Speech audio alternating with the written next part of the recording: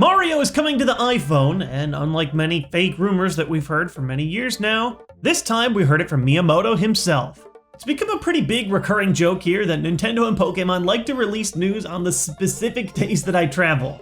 While it is fair that I do travel a lot, this time I got hit with the perfect double slap.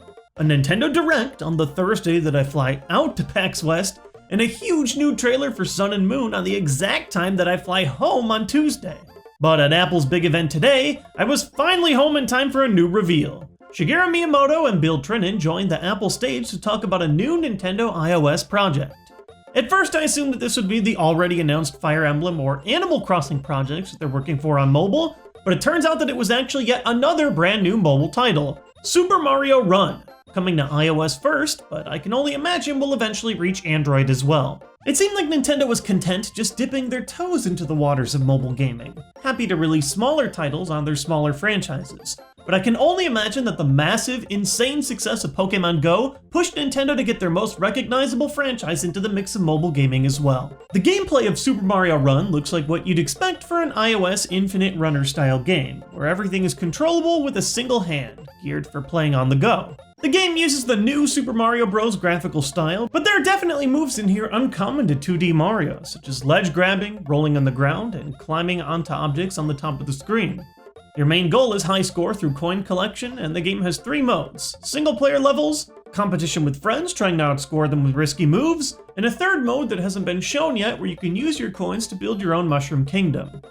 I'm actually a huge fan of mobile gaming, and I think that this formula can be a successful one. By far the best I've played in this style is the Rayman Jungle Run, and while it hasn't been released yet, I had a blast playing the demo for Super Meat Boy Forever a few years back when it was in full development still. It seems like the game will be free to try, pay to unlock all the levels, but not free to play with microtransactions, which sounds great. The game is due to be released this year.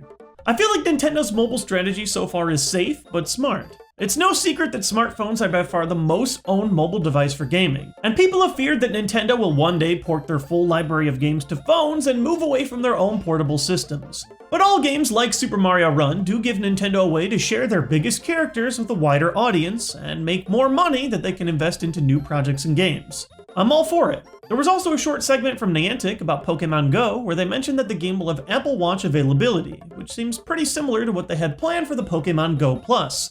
I know that Pokemon Go's popularity is in steady decline, but playing Pokemon Go hands-free is still a feature that I would be interested in doing while walking and running.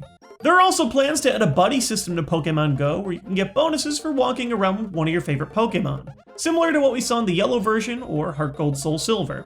Mobile gaming isn't for everybody, but as someone who's a big fan of both phone games and Nintendo's IP, I'm always excited to see the different ways that this platform is being used to give us new takes on existing Nintendo franchises. I've been pretty swamped with work and conventions lately, but I want to thank you guys for still following my content. We have a ton of huge projects coming up soon, and I cannot wait to share them with you guys. Until then, I'll see you guys next time with more Nintendo content.